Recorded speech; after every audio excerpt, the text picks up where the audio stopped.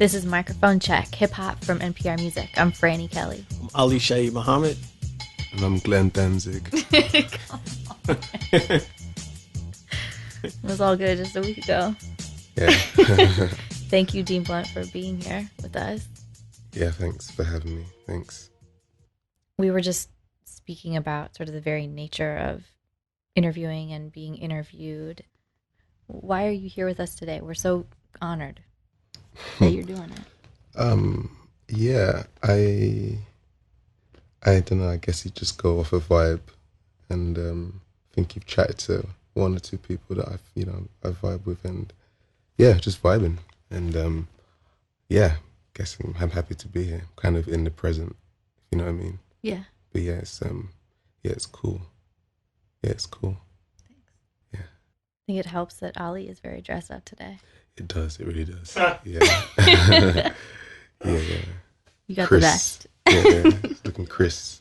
Got the memo that's the ultimate key element to a great interview. Yeah. There's actually Chris.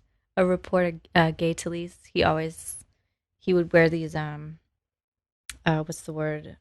Bespoke suits. Mm-hmm. He would always dress very, very nicely no matter where he was going, because it was respectful to the people that he was speaking with. Yeah, think about that. I don't know. I will think about it.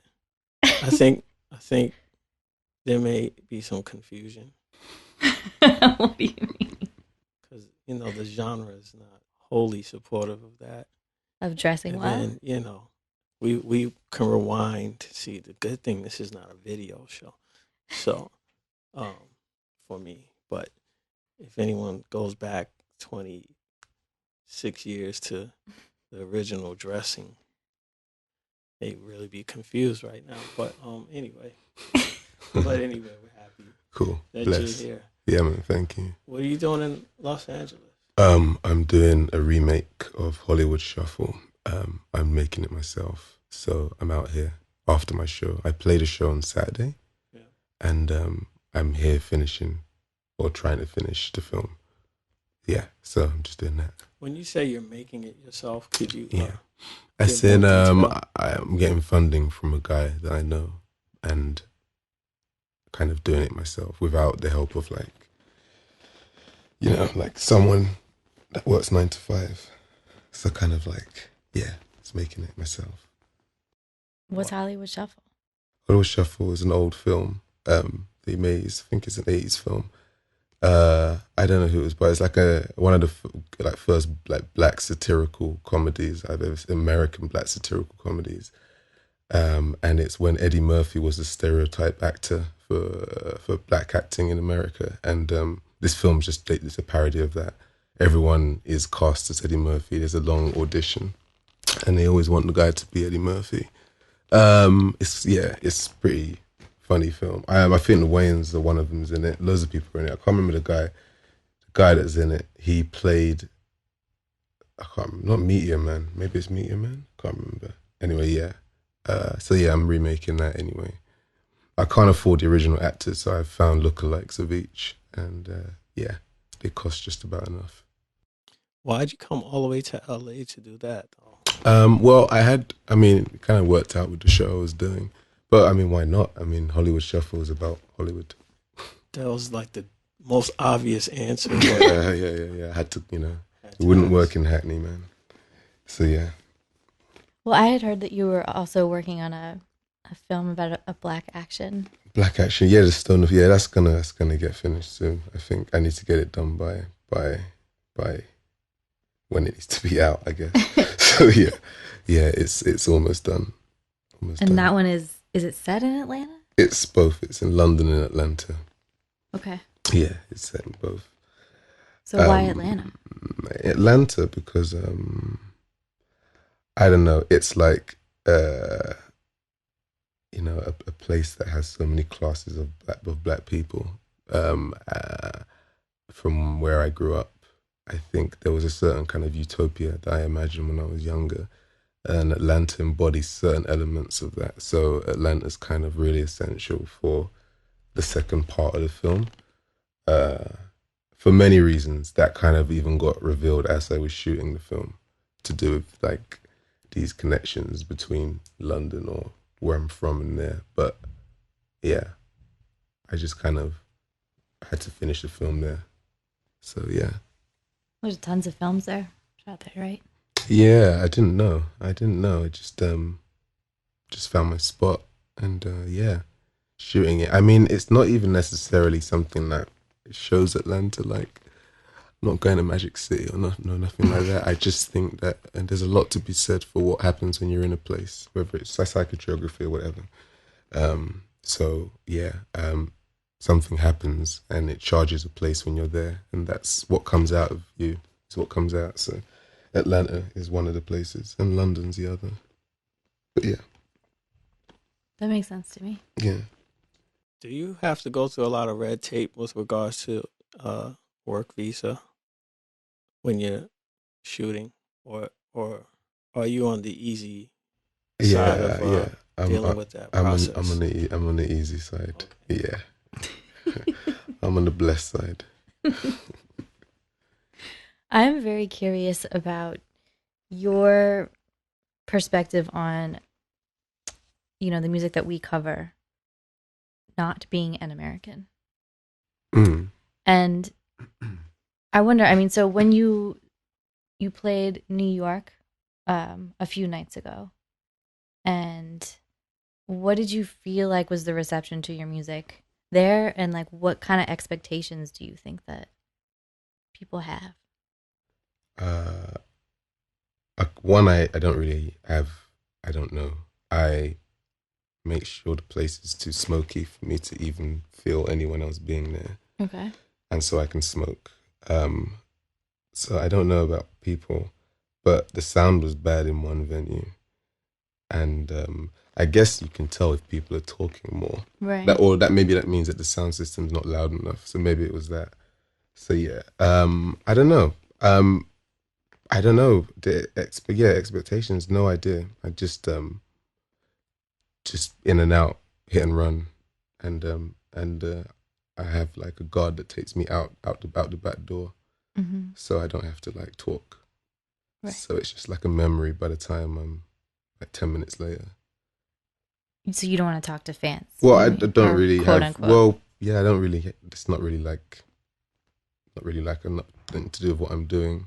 Like right. I don't. So I just kind of keep that out of everything and just hang out my people, I guess. Mm-hmm. And yeah, keep it normal. Right. Yeah. Do you think about how your music will be received?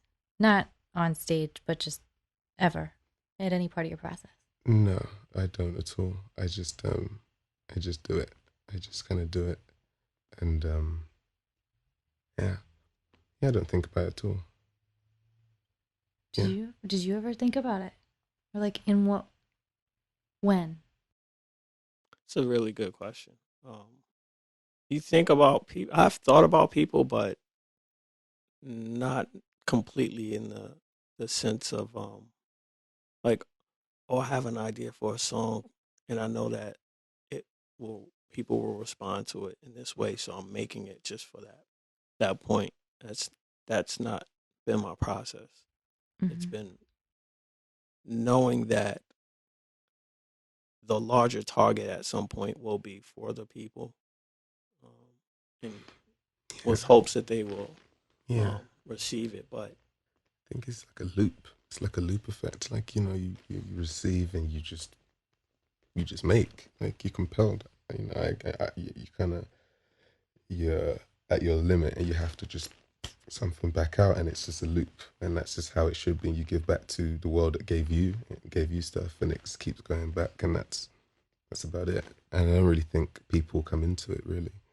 For me, it doesn't. It's just like I absorb a lot of stuff and I have the chance to purge it, and that's about it, and that's kind of enough, or else I'd be a pretty bad person, or I used to be anyway. So it's kind of like a way of like purging, and that's it really for me. Why do you isolate yourself after your show? Is that more for just your comfort level, or it's not isolate, it's just I'm just not like I'm just not interested in certain sides of that stuff. And I think I'm happier, I'm comfortable, and I'm, happy where I'm comfortable, wherever that is, and whoever that's with. And it's never around people that know me for what I'm doing, unless they're a certain kind of person, but there's not many of them. So that's about it, really. What kind of person is that? Just a certain kind of person. It's a certain kind of persuasion. But it's like, it just doesn't always go down like that. So at least in my Brooklyn show, I had to bounce and get out of there and just, I just don't really need to talk to anyone, really. I wonder if that's because you got the new Brooklyn vibe, or if if it would have been that way with the old Brooklyn vibe. I mean, I don't know if the old Brooklyn would have wanted me, to be honest. That's a question as well, isn't it? Yeah. Mm-hmm. Yeah. That's always a question. That's probably the big problem. The old Brooklyn wouldn't have wanted me. So we're in this existential flux where we've got to get out of New Brooklyn real quick. Hit and run. Why would old Brooklyn not have wanted you? I don't know. Who knows? It's like I wouldn't say it's a yin yang. It's like a funny. Old Brooklyn wouldn't want certain parts. Maybe to say they wouldn't want certain parts. Certain elements, maybe. But yeah. Yeah, I mean, I think. But I wasn't there, so I don't know. Yeah, I guess Ali could answer that. Yeah. But. Yeah, exactly. How do I say that? I was a Brooklyn boy that had a mom that said you should get off the block and I'm gonna go send you here and go there and send you there, and you go there and you experience different things and you come back to the block and you're like, yo, there's a world out there. Come with me. Nah, I'm cool. But there are people in Brooklyn who. Yeah, I always get reminded of that when I walk in my area. I always get reminded of the people that I used to grow up with a certain mentality. Less curious minded people. How come this experience has not given you maybe it has a drive to win people over, change the minds of people who may not just be completely open but slightly open? So I think, as I said, things kind of go naturally. If you receive, absorb, and give back, things connect. If you do it for long enough, which is forever, if it's like a thing you have to do, it happens over time. Right. So I was not like, I've thought about things the same forever. So you're not forcing anything? Never have, no, I'm not really trying to, I'm just doing my thing. And some people seem to be letting me do whatever I like, whatever idea. So that's me just, making stuff that I want to see exist is all it is about, I guess. Like, yeah, and that's pretty cool, I guess. Yeah. Yeah, that's about it. Like, yeah. And everything else just kind of happens, like you can't control. But I know that I meet brothers in the street in my area that say certain things to me, and they're brothers that definitely wouldn't have been saying that shit a couple years ago. And that is the only good thing that has to come out of this. That's the only time when it's nice, when I see any brother or sister from my area that was like me, but maybe not quite like me at that time, and just they end up going to like art school, and I didn't go to art school, I didn't go to any university, but they end up just like having a wider perspective. That's like about it, and I didn't really expect that to happen, but that's like the only good, or like the best or only good thing that's come of it, really.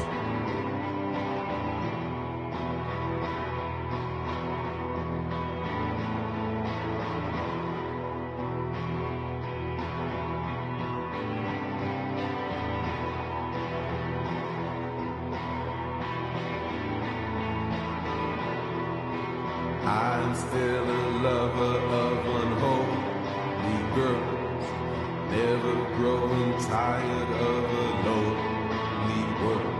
Now we have grown apart and I am on my way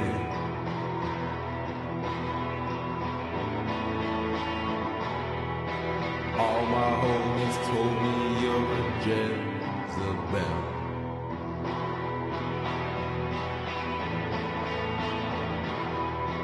Thought it would be better if I see myself. So getting niggas off has such a mass appeal.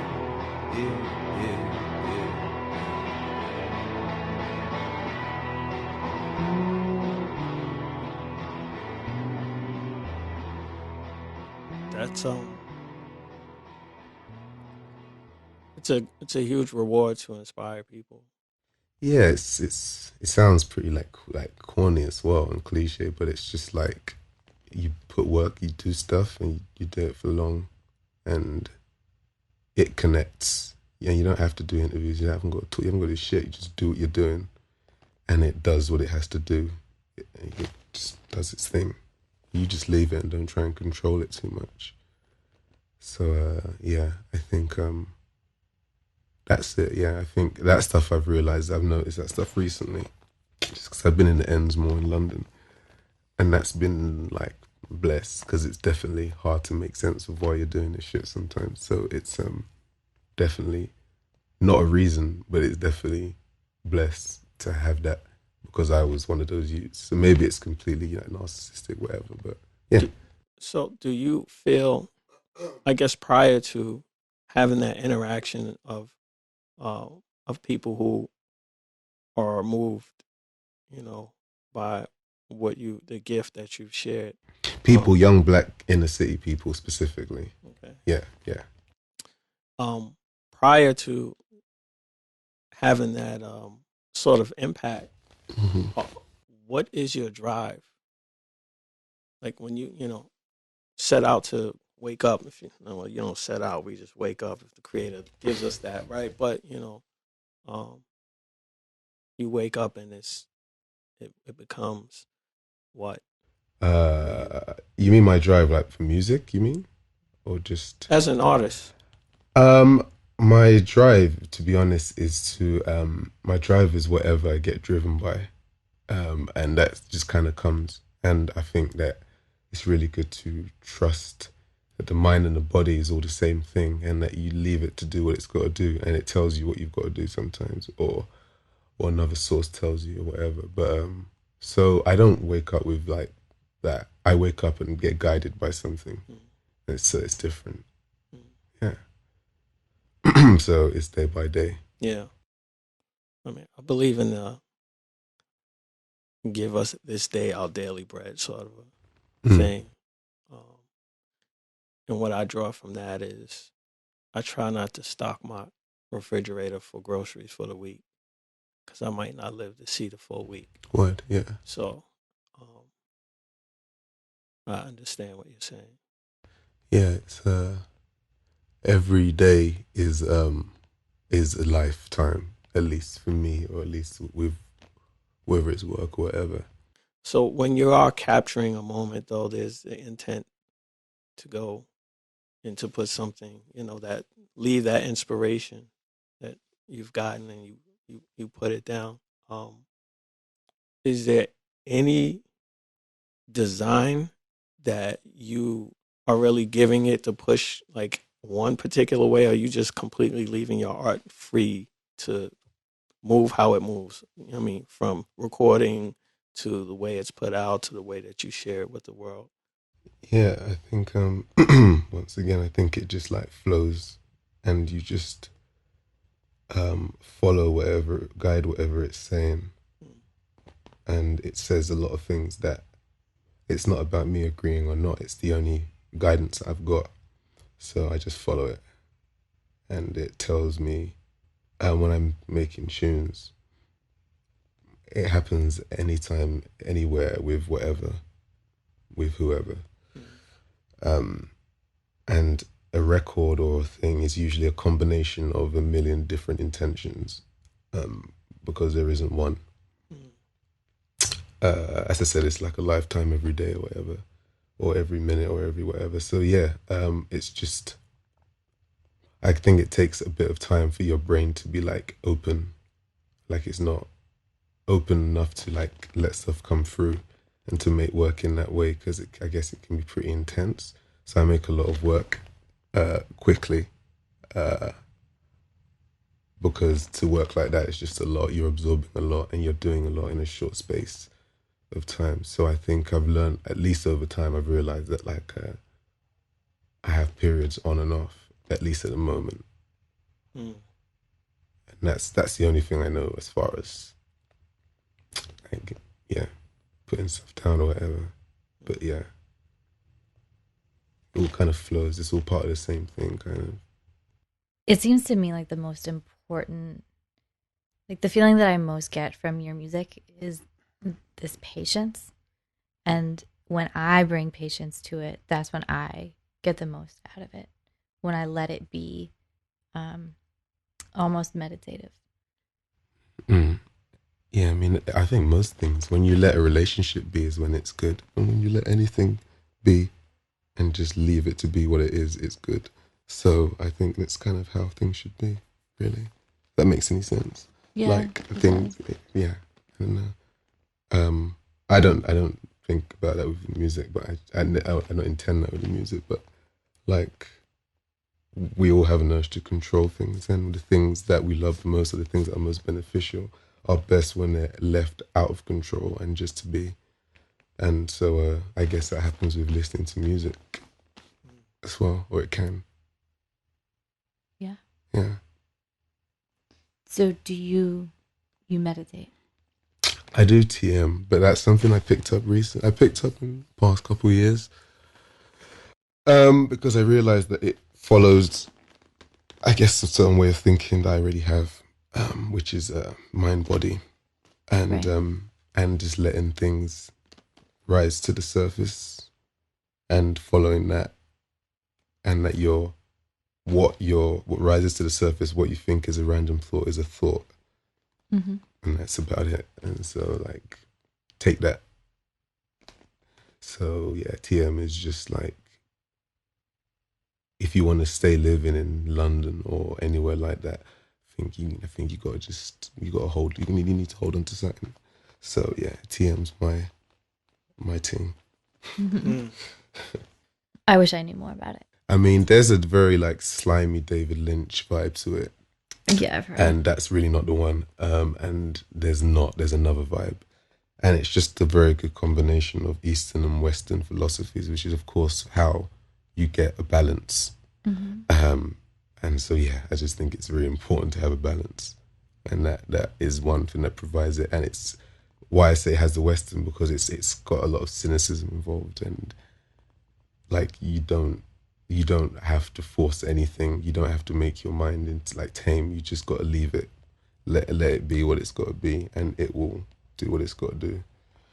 So I guess I picked it up because I realized, or I found out through a brethren that it's kind of goes in line with how I think anyway, or how I work, or whatever, or how I've been. So yeah.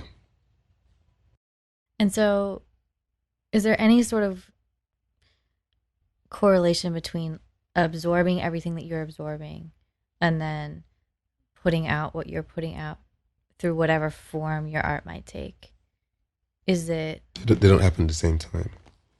Oh, no, of course not. Okay, yeah. I'd meant more as an analogy. Word. Which maybe is totally forced and ridiculous.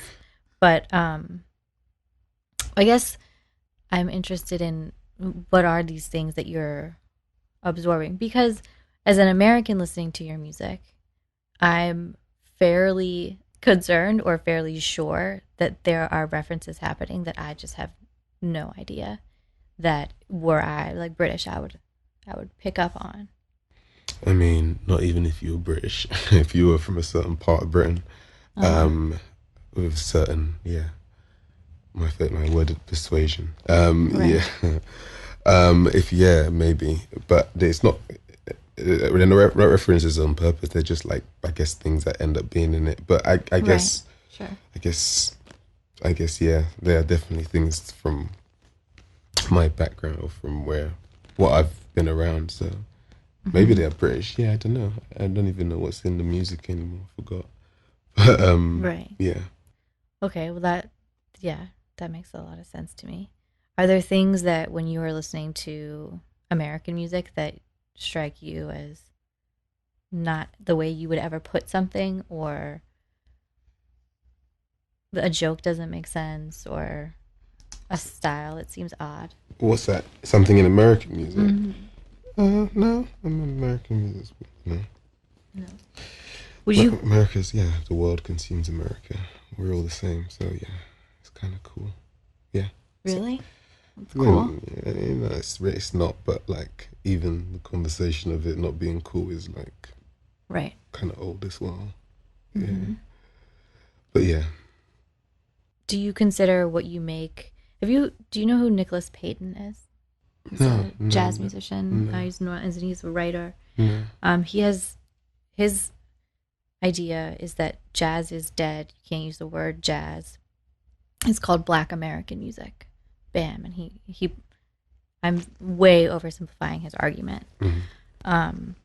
And I'm wondering if there's any use for you in genre terms and how you kind of avoid them or reject them. I think genre terms are really connected, at least for me, to race and boundaries. And I think if you've experienced any kind of isolation or boundaries, you definitely treat genres in the same way that you feel about race. I think naturally for me.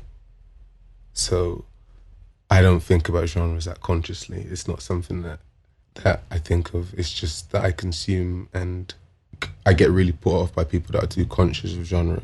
I find that people are too conscious of genre usually are way too conscious of race and way too conscious of shit that I also are irritated by. And so I usually just don't really fuck them in general or make music with them or whatever, because I'm not really bogged down by we're just not talking about that. I don't see it. And I don't see it because I don't see a lot of things. I didn't see a lot of things. So I think that for me, at least, a going direct correlation, because I wondered why I couldn't experience everything and I was open to it. So from the position I've come from, whatever, politically, whatever it is, socially, whatever, I definitely feel like genre, the way that I see it is exactly the same, or it comes from the same thing. There's just no boundary to it, or there shouldn't be.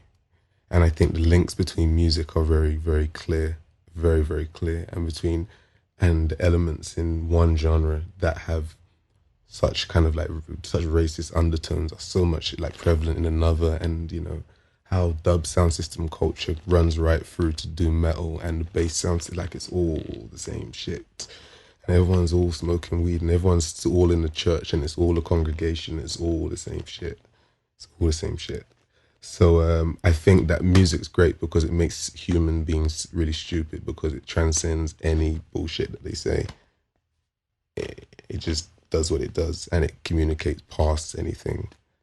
So yeah, I think genres don't really matter at all. I don't even know the names of that many genres, to be honest. I just found out that a certain kind of hip-hop is called trap. I thought it was just called hip-hop. I thought it was just a certain thread of like street hip-hop that's just carried on, and now it's called trap, and it's specifically called something. Shit, it's quite funny. Right. Because they're like people that like speak about it like it's a thing specifically, but it's got the same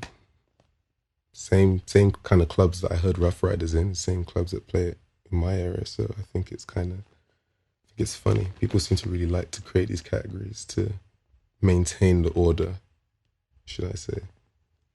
Yes, I think it's about distribution and knowledge. Yeah. Hierarchies. Yeah, I can't have everyone having everything. That'd be a problem. Right. Exactly. Big problem. Look what happens when a few things mix. Like changes really shifts a whole lot. And that's just a little bit. So you told me earlier about how you were playing and somebody was requesting trap from you. And you couldn't give it to him, but you understood what he was asking. I mean, it was like a bro in a bridge and tunnel club in Manhattan, like a white guy asking, he's just a black man, can you play trap? Because I'm hearing you play noise.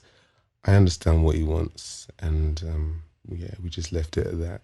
You know, it was kind of that. It was He wanted you to conform to what he thought. I mean, yeah, that You happens. That happens so much. Yeah, but he was mouthing it. But it was maybe because I was high at that time. It was just very animated. But it was he's a funny cat. We locked eyes. Yeah, apparently, if you look at a dog in the eyes and do this, you can hurt its balls. So I did that, and we had a moment, and he looked away. You won. So he's a dog, I guess, and he like shook his tail and moved away. So yeah, all good. No more trap. I think that, yeah, with genres and all these things, they do seem designed to just sort of stop music from happening. And I guess it's everything that you said, and it's a lot about money. How do you make a living off your stance? Subtle maneuvers. Okay. And do you think that you are any type of model that could be emulated? I don't think anyone should follow me, no. I don't think I have a model, really. I think I just know how to do my thing. And I don't even think would be considered successful or anything. It's just that I'm able to do it, like, daily. So one of those, like, praise jar daily kind of things. But yeah, that's about it. I wouldn't ask anyone to follow because I'm just doing my thing, and everyone should do theirs. Yeah. And so then how do you then find people to work with? I work with a bunch of derelicts, I guess. I guess people as retarded as myself that seem to, we all seem to share. We're maybe different, but we obviously share something that makes it okay for us to work together. It's kind of it. And those people are sometimes musicians, sometimes not, most times not. But it's not really about that. I think it's just there's a certain kind of openness. There's a quality in anyone can have it, anyone. And if we link, or by whatever means we've come together, it's just like, yeah, we work together. And that's kind of how it goes. But yeah, I don't know. Sometimes people I work with are brethren that don't even like the music, but they understand. Sometimes it's a conversation. We just here, do it. Talking can be overrated. So Sure. I guess there's other ways of having conversations with people around you. And that's how I guess I've made a lot of stuff, or some stuff, not that much, some stuff. Please don't get involved, 'cause I don't want you helping. It is not my fault that I don't want you helping. No. So I run away. When I run away, ain't nobody gonna find me. Patience every day. No redemption never could help me, no. Back into the past. I don't need nobody helping. Yeah. I would like to talk about your impressions of certain styles of rap music, ways that you might think you fit into that conversation, or lineage is not the right word, but like family. If you do. Yeah. I think at least for me, I just kind of like, I can't not relate to it because it's like the main representation that we get, or that we have had, or that I have had when I was younger. So I can't not. It's the music that I grew up around. It's music that I always heard, and I obviously had some connection because there were black men on the screens. I have a relation to it. That's just because of I listen to everything, of course, but I relate to that. In the UK, it's funny because it's not such something you hear so much out. It's not like on the radio as much, and people have a very funny thing about hip hop. It's very like, it's still a very black music, and here it's like, it's still, though it's black music, of course, it's on the radio and it's mainstream, and it's part of like people's dialects and stuff. Even if they're far from black people, they're still part of like the culture. And so I think it's I don't know how it is now, but at least when I was growing up, being a youth in Hackney, hip hop, DMX, Rough Riders, whatever, all that shit was just kind of what your model was of how to be a man. And that's what we learned, and that's what we went off. And if you have better satellite, maybe you see some better role models, maybe you catch Tricky at 2:00, it might save your life. But yeah, don't know. It's kind of just, well, he definitely wouldn't save your life. But I think Not if you're a girl. Nah, not if you're a lot of people. I mean, but that's I like whatever I like when I hear it, kind of thing. I mean, that's what's so exciting to me about your music, is this idea that 40 years later this is possible, or that this is what's happening somewhere else. And to me, it's like the flexibility and the power of that culture, and just like that specific way of making music, of taking things in, of sampling, of making something your own. And I don't know, I think about it a lot when I listen to your music, though I don't, I think I have to think about genre because of my job. That I know it's false. Yeah, there's one I think, like with hip hop, the one connection or the only real affiliation that I think I understand is the kind of combination of isolation and resourcefulness. Okay, yeah. I think that's the thing and that's why a lot of rock and even people that I like, Steve Albini, whatever, I don't like a lot of shit he says because he's got that bullshit white rockist nonsense of shitting on sampling, and that not being understood as an instrument, like the most very, very, very obvious instrument of making music, and it shouldn't even be taught to us anything more than just how someone plays a guitar as an instrument. I find that funny because that won't ever change, and it's like some very clear differences in like politics with people you'd find that think that. So my thing with hip hop that I can only say is that really is that, yeah, I definitely, at least from how I started making music, it was because it was in a similar way based on what I have and what I had, and that's how I understand music and how I understand making stuff. Well, Ali's talked a lot before. We talked a lot about how European audiences are different, respond to different frequencies. Yeah. I mean, that seems to play not a small role.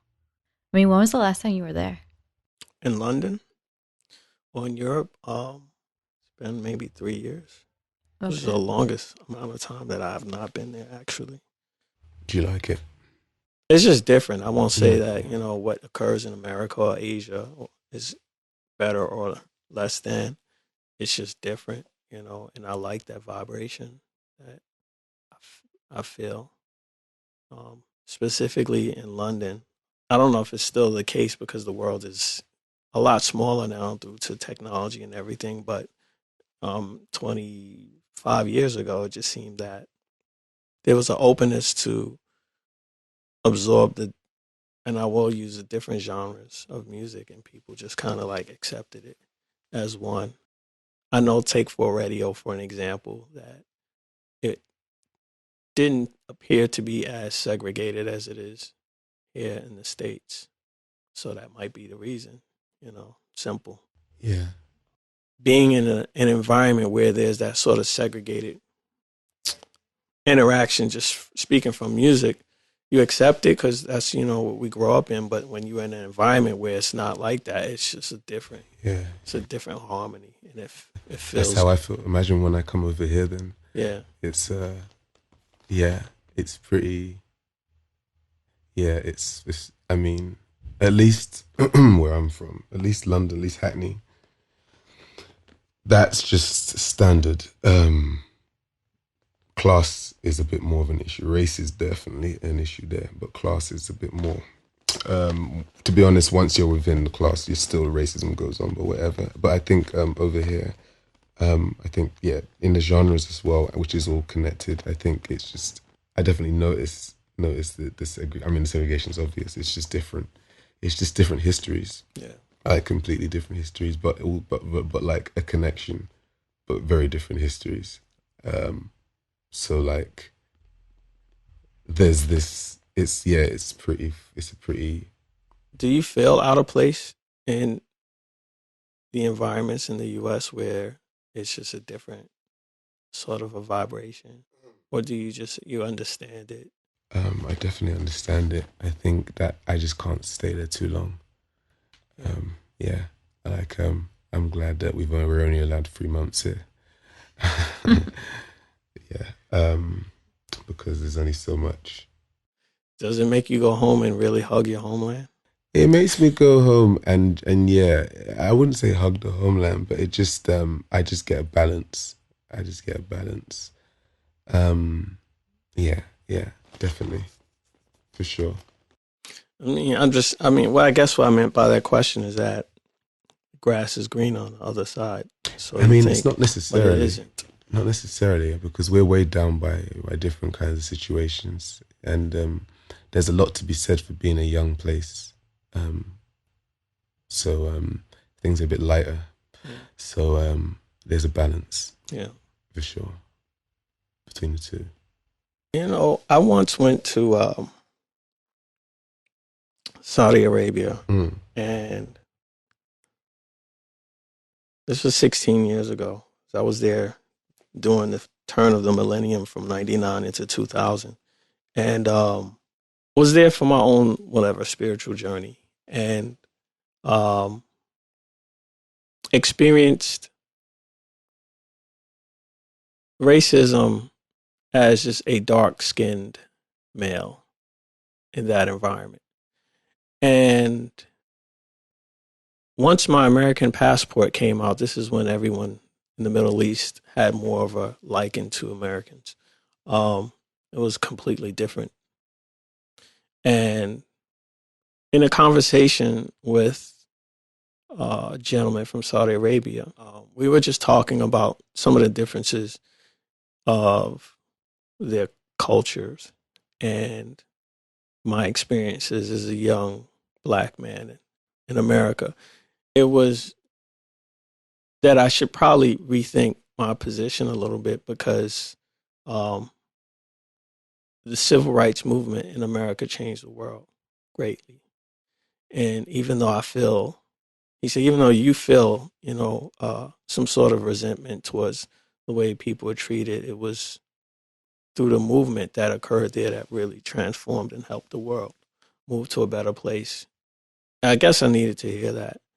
So I go into all that to want to ask you, from your position, your viewpoint, where life is for the young Blacks in the UK in comparison to like what we're experiencing now, even 40 years later, and the police brutality and some of the injustices.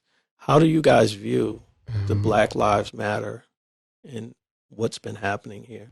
I don't know. I mean, I don't know how anyone else does. I think that like race is such a complicated situation that unfortunately a lot of people that deal with it are dealing with it from their own personal perspective, and it's very personal, and when it stops being this general thing that they're supposedly kind of supporting. So I think there's a lot of, when you have a lot of people together, at some point it's all going to fuck up. So like, I think it's really cool that over here there's definitely, I've met some people here, there's like a new kind of Black consciousness that's happening that is always good to see.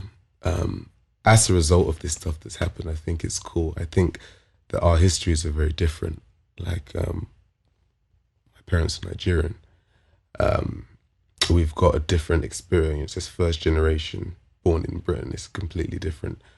We have these connections, but we've got different histories. And I think that this new kind of consciousness or whatever that I'm seeing here is starting to pick up on some of the stuff that people have spoken about, or intellectuals in the UK, black intellectuals have spoken about in the UK for a while.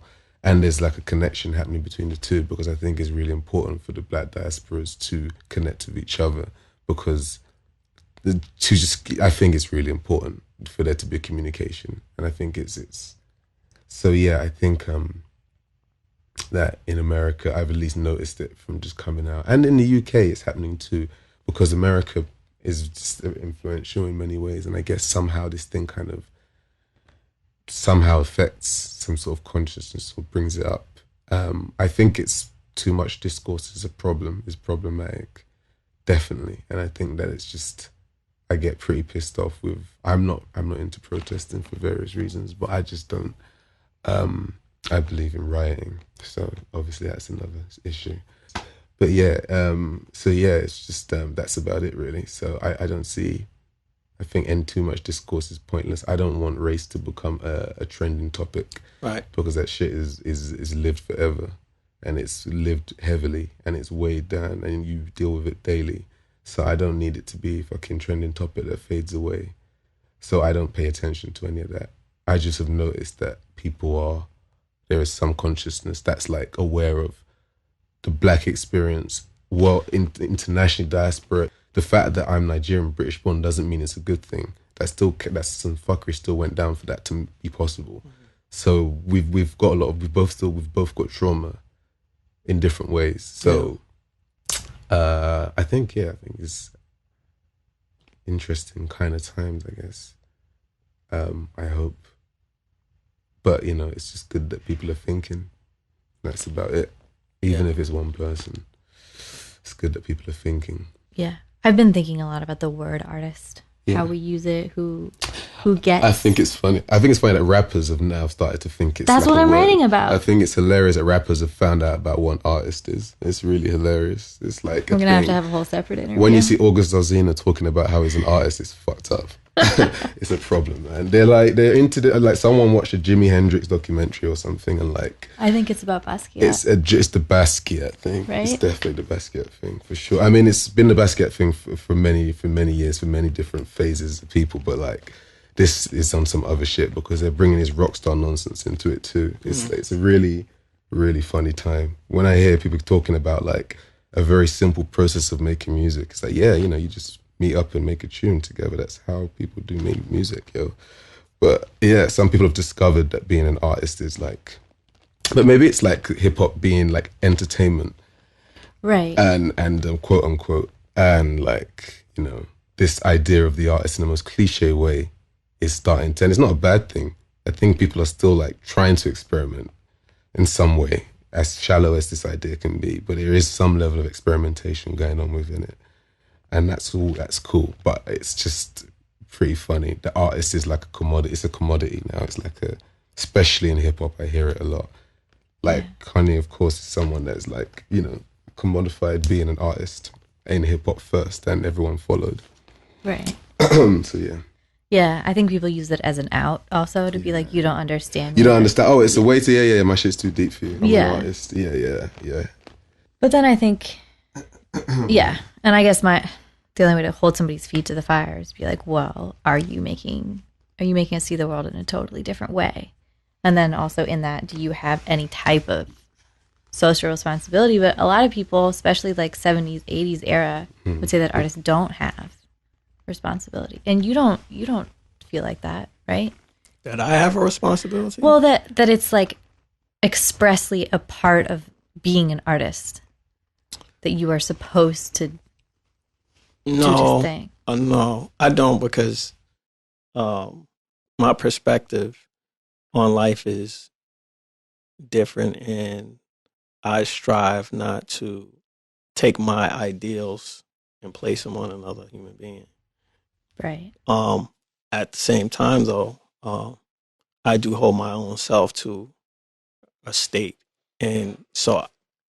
Well, you feel responsibilities as a person. I was about to say that state. My personal state is I feel responsible because I express myself through the music, I want to be responsible in that expression and how it carries on well after I'm here. But that's just me.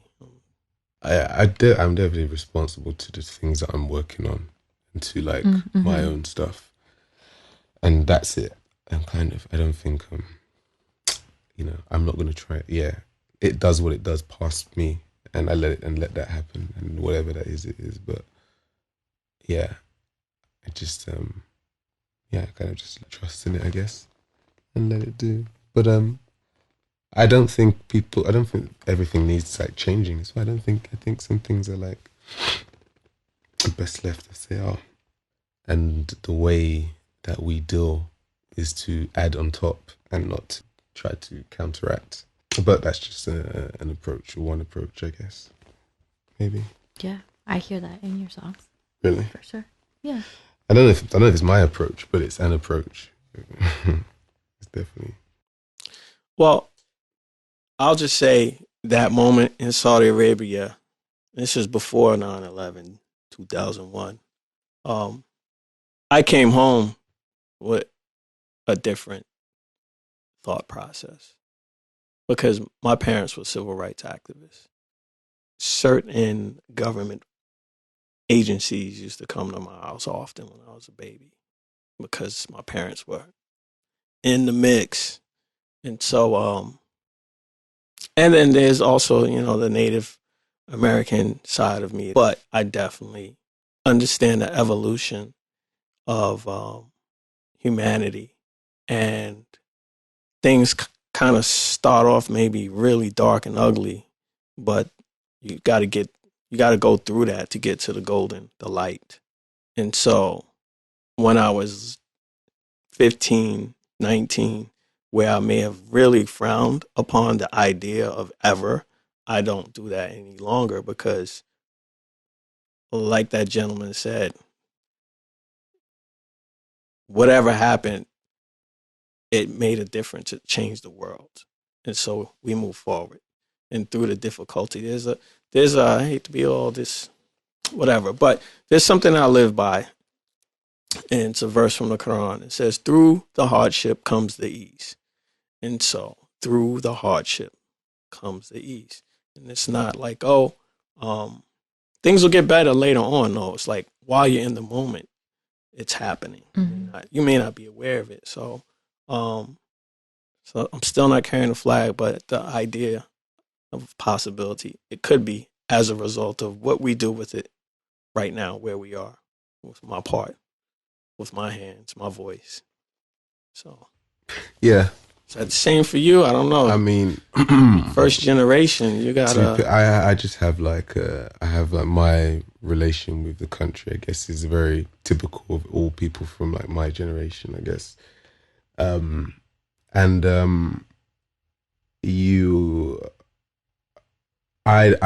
know. I think Americans are a bit more patriotic. I think Black Americans are more patriotic than a lot of the Black British people for obvious reasons, I guess. But so like my perspective on it is gonna come from, I guess, a British perspective. But I think I actually do try to think about it from both. And I think I think that America exists on white supremacy, and it is very hard for me to understand any support for a place that exists based on the supremacy of like the oppression of one and the other. If that changed, it's fucked. And so I find it very difficult for people to defend or support any place that is kept up by the very thing that's kept you down. That's my perspective, and that's just how I feel about America. And that's just like, it's really straightforward. I don't care about Britain for that. I don't care about. It's not like political. It's just that I don't like the effects of shit is still happening. I'm still feeling it. I'm still. Why is it's not? It's not better. It's not fine. Why am I? I'm still living the trauma of this shit. I'm first generation. Yeah, I'm still living the trauma of all that shit. All that King Kong nonsense. All that shit still going on. I'm not British. Not British at all. The British told me that. So, fuck that. No, we have our own little bubbles that we make ourselves. And, I don't believe in supporting certain places Dutch people are telling the same. Belgian people are definitely telling the same for what the fuckery they did. Dutch people like can't even with them. So like, yeah, just don't believe it. All diasporas, as far as I'm concerned, I think it's just out of pure like just not doing that. Just can't support that bullshit. Can't support. I understand the place and what has happened in the place, but I think the flag represents the place as a whole, and that can't be supported because it exists. It's standing up on fuckery. So, you know, if it wants to be better, it needs to come down and start again or something. But it's like, it's built on fuckery. Even the things people are enjoying is built on fuckery. Someone's always experiencing what one oppressed person felt at some point. That's how the place is existing. A lot of places are, but like we're talking about, I think when it comes to the black experience, it's just, it's different. And I think black Americans should definitely travel to experience what it's like as a black person in diaspora, because of the world is ours, because we've been thrown all over the world. And that's a good way to understand things. But staying here is not the one. Sure. That's a pretty strong note to end on. Or would you like to continue? No, I think I'm good. You think you're good? Yeah, I'm chill. Okay. Well, you know, thank you for giving us some of your time while you're here. Would. Yeah. Thanks. Hollywood Shuffle soon. Hollywood Shuffle. Hollywood Shuffle remake soon.